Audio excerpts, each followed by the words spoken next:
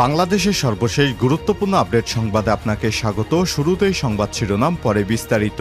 শুরুতেই জানিয়ে দিব, আন্দোলনে নিহত হাজারেরও বেশি, চোখ হারিয়েছে 4 শতাধিক মানুষ। কোটা সংস্কার এবং সরকার পতনের আন্দোলনে দেশে 1000-এর বেশি মানুষ নিহত হয়েছে এবং প্রায় 4 শতাধিক মানুষ তাদের দৃষ্টিশক্তি হারিয়েছেন বলে জানিয়েছে স্বাস্থ্য উপদেষ্টা নূরজাহান বেগম। এ সময় তিনি বলেন, আন্দোলনকে ঘিরে যারা নিহত হয়েছেন তাদের পরিবারের দায়িত্ব সরকার নেবে এবং যারা আহত হয়েছেন তাদের সম্পূর্ণ বিনামূল্যে চিকিৎসা দেওয়া হবে। এরপর জানিয়ে দিব, শেখ হাসিনার আমলে পাচার এবং আত্মসাৎ হয়েছে $100 বিলিয়ন। শেখ হাসিনা সরকারের আমলে কতিপয় অসাধু ব্যবসায়ী এবং প্রভাবশালী ব্যক্তিরা নামে বেনামে কত টাকা যে ঋণ আত্মসাৎ করেছে বা পাচার করেছে তার হিসাব দিয়েছে অন্তর্বর্তীকালীন সরকারের প্রধান উপদেষ্টার কার্যালয় থেকে। এসব তথ্য জানানো হয়েছে। সেখানে বলা হয়েছে এই অর্থের পরিমাণ $100 বিলিয়ন বেশি। এবারে জানাবো, জাসদ ছাত্রলীগ থেকে যেভাবে জামাতের আমির হলেন ডক্টর শফিকুর রহমান।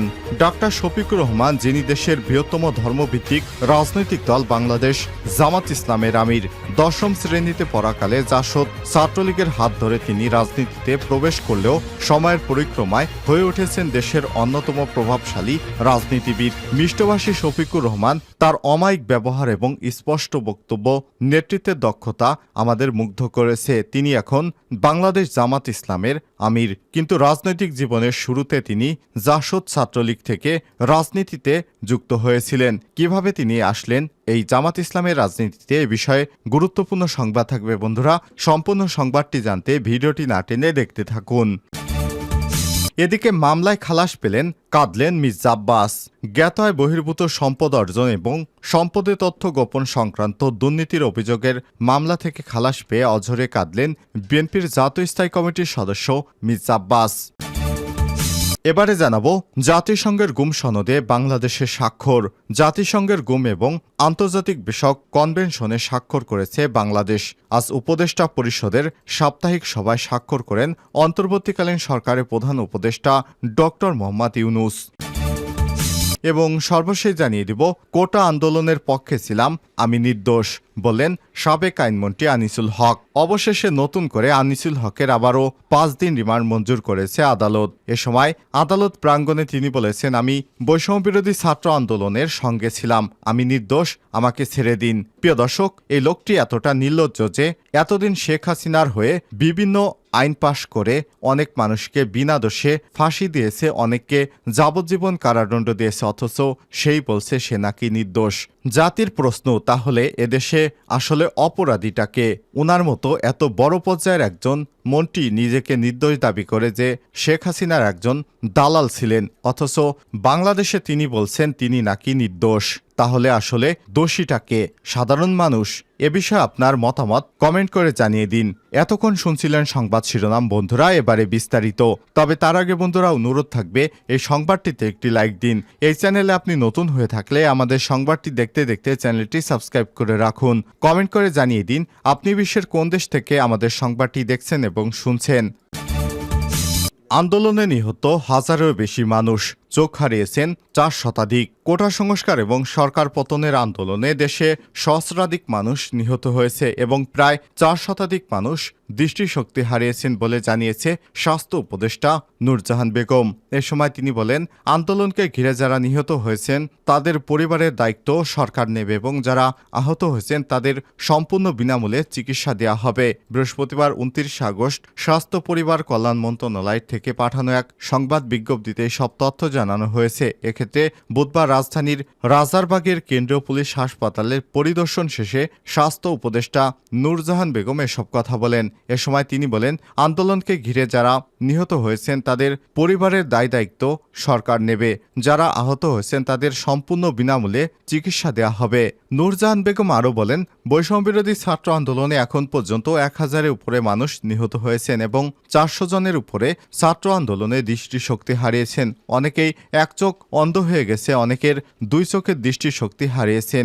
আমেরিকার সেবা নামক প্রতিষ্ঠানের সঙ্গে আমাদের কথা হয়েছে, যাদের চোখ অন্ধ হয়ে গেছে বা চোখে সমস্যা দেখা দিয়েছে, আমরা সেবা ফাউন্ডেশনকে তাদের তালিকা পাঠিয়েছি। এ সময় তিনি বলেন, সেবা ফাউন্ডেশন জানিয়েছে যত শীঘ্রই সম্ভব তারা চিকিৎসার জন্য দেশে ডাক্তার নিয়ে আসবে।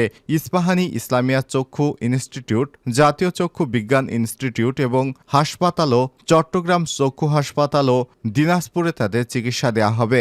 স্বাস্থ্য উপদেষ্টা বলেন, অনেকেই পায়ে আঘাত পেয়েছেন, অনেকের পা কেটে গেছে, পা কেটে ফেলতে হয়েছে। আমরা বিভিন্ন দাতা সংস্থার সঙ্গে কথা বলেছি, বিশ্বব্যাংকের সঙ্গে আমরা কথা বলেছি, যাতে সুচিকিৎসার জন্য বিদেশ থেকে ডাক্তারের টিম নিয়ে আসা যায়, সেটা আমরা চেষ্টা করে যাচ্ছি। শেখ হাসিনার আমলে পাচার আত্মসাৎ হয়েছে $100 বিলিয়ন টাকা। শেখ হাসিনা সরকার আমলে কতিপয় অসাধু ব্যবসায়ী এবং প্রভাবশালী ব্যক্তিদের নামে বেনামে কত টাকা ঋণ আত্মসাৎ করেছেন বা পাচার করেছেন তার হিসাব করছে সরকার। অন্তর্বর্তীকালীন সরকারের প্রধান উপদেষ্টার কার্যালয়ের অনুমান, এই অর্থের পরিমাণ $100 বিলিয়ন টাকার বেশি। দেশের শীর্ষস্থানীয় এক গণমাধ্যমের খবরে বলা হয়েছে, শেখ হাসিনার আমলে বড় অঙ্কের টাকা যেসব প্রতিষ্ঠান লুটপাট বা আত্মসাৎ বা পাচার করেছে তার মধ্যে অন্যতম এস আলম গ্রুপ। গ্রুপটির মালিক সাইফুল ইসলাম শেখ হাসিনা সরকারের শাসন আমলে 60টি ব্যাংকের নিয়ন্ত্রণ পান। তিনি অজ্ঞাতভাবে বিভিন্ন ব্যাংকের থেকে 2 লক্ষ কোটি টাকা তুলে নিয়েছেন।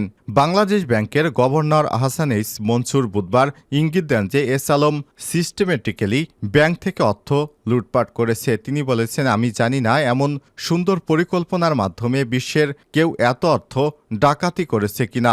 গত বুধবার অর্থ আত্মসাৎকারীদের বিচারের প্রতি সরকারের কঠোর মনোভাবের ইঙ্গিত করে প্রধান উপদেষ্টার দপ্তর থেকে বলা হয়, ব্যাংকগুলোর নতুন ব্যবস্থাপনা কর্তৃপক্ষ বাংলাদেশ ব্যাংক, বিএফআইইউ, সিআইডি এবং দুদকের সহায়তায় আত্মসাৎকারীদের স্থানীয় সম্পদ অধিগ্রহণ এবং বিদেশে পাচারকৃত অর্থ ফেরত আনার মাধ্যমে আত্মসাৎকৃত অর্থ পুনরুদ্ধারে কাজ শুরু হয়েছে। অর্থ ফেরত আনার বিষয়ে বিদেশি বিভিন্ন সংস্থার সহায়তা চেয়ে এরই মধ্যে যোগাযোগ শুরু করেছে সরকার। জাসদ ছাত্রলীগ থেকে যেভাবে জামাতের আমির হলেন ডাক্তার শফিকুর রহমান, কালবেলার প্রতিবেদনে উঠে এসেছে 65 বছর বয়সী এই রাজনীতিকের জাসদ ছাত্রলীগ থেকে দেশের ধর্মভিত্তিক রাজনৈতিক দলের কাণ্ডারি হয়ে ওঠার গল্প। গত 5 আগস্ট শেখ হাসিনা দেশ ছাড়তে বাধ্য হন। সেদিনই আলোচনায় আসেন জামাত ইসলামের আমির সেনাপ্রধান জেনারেল ওয়াকারুজ্জামানও তার নাম উচ্চারণের মধ্য দিয়ে নতুন করে সামনে আসেন ডাক্তার শফিকুর রহমান। অন্তর্বর্তীকালীন সরকার গঠন থেকে শুরু করে মন্দিরসহ সংখ্যালঘুদের ঘরবাড়ি পাহারা সব কাজে সামনের সারিতে দেখা গিয়েছে জামাতের আমিরকে। বৈষম্যবিরোধী ছাত্র আন্দোলনের সময় শহীদ পরিবারের সঙ্গে সাক্ষাৎ করে অর্থ সহযোগিতা এবং সর্বশেষ বানভাসী মানুষের পাশে দাঁড়িয়ে জামাতের আমির বক্তব্য মন জয় করেছে নেটিজেনদের, যেখানে তিনি বলেছেন, আমরা আপনাদের বাসায় মেহমান হয়ে এসেছি। বিশেষ করে গণ অভ্যুত্থানের পরপরই জামাত নেতার ঘোষণা, প্রতিশোধ নয় ক্ষমা। বৈষম্যের বিরুদ্ধে বক্তব্যতে তিনি বলেছেন, সংখ্যালঘু এবং সংখ্যাগুরু শব্দের কবর রচনা হোক, আমাদের পরিচয় হোক আমরা বাংলাদেশি। 1958 সালের 31শে অক্টোবর মৌলভীবাজারের কুলাউড়ায় সম্ভ্রান্ত মুসলিম পরিবারে জন্মগ্রহণ করেন শফিকুর রহমান। মোহাম্মদ আবরু মিয়া এবং খতিবুন্নেসা দম্পতির 5 সন্তানের মধ্যে তৃতীয় তিনি। তারা 3 ভাই 1 বোন। 1973 সালে স্থানীয় বরমচাল উচ্চ বিদ্যালয়ের 10ম শ্রেণীতে পড়ার সময় রাজনীতিতে হাতেখড়ি হয় শফিকুর রহমানের। ওই বছরই তিনি যোগ দিয়েছিলেন জাসদ ছাত্রলীগে। 1974 সালে ওই স্কুল থেকে এসএসসি এবং 1976 সালে সিলেট এমসি কলেজ থেকে কৃতিত্বের সঙ্গে এইচএসসি পরীক্ষায় উত্তীর্ণ হন শফিকুর রহমান। সিলেট মেডিকেল কলেজে ভর্তির পর তিনি পরিচিত হন বাংলাদেশ ইসলামী ছাত্র শিবিরের সঙ্গে। 1977 সালে যোগ দেন এই সংগঠনে। পরে সভাপতির দায়িত্ব পালন করেন সিলেট মেডিকেল কলেজ এবং সিলেট শহর শাখার। 1983 সালে এমবিবিএস ডিগ্রি অর্জনের পর চিকিৎসা সেবায় আত্মনিয়োগ করেন ডাক্তার শফিকুর রহমান। পাশাপাশি জামাতের রাজনীতির সঙ্গেও একত্রতা হন তিনি।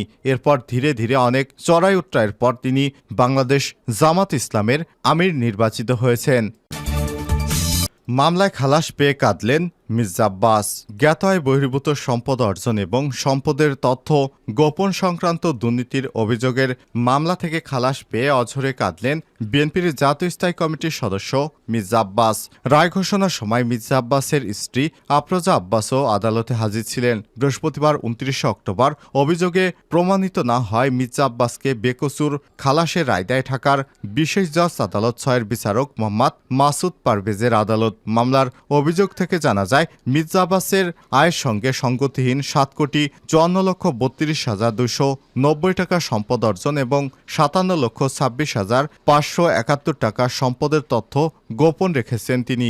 2007 সালের 16 আগস্ট দুর্নীতি দমন কমিশন দুদকের উপপরিচালক মোহাম্মদ শফিউল আলম রাজধানীর রমনা থানায় এই মামলাটি দায়ের করেন। 2008 সালের 24 মে দুদকের উপপরিচালক মোহাম্মদ খায়রুল হুদা তদন্ত শেষে মামলার চার্জশিট দাখিল করে। চার্জশিটে তার বিরুদ্ধে আয়ের সঙ্গে সঙ্গতিহীন 4,23,00,000 টাকা সম্পদ অর্জন এবং 22 লক্ষ টাকা সম্পত্তির তথ্য গোপনের অভিযোগ আনা হয়। 2008 সালে 16 জুন আদালতে মামলার অভিযোগ ওঠার মাধ্যমে বিচার শুরু হয়। মামলার বিচার চলাকালীন 24 জনের সাক্ষ্য গ্রহণ শুরু হয়। এরপর দীর্ঘদিন তিনি এই মামলার সঙ্গে জড়িত ছিলেন। অবশেষে অন্তর্বর্তীকালীন সরকার আসার পর এই মিথ্যা মামলা থেকে মুক্তি পেয়ে অঝরে কাঁদলেন বিএনপির জাতীয় স্থায়ী কমিটির সদস্য মির্জা আব্বাস।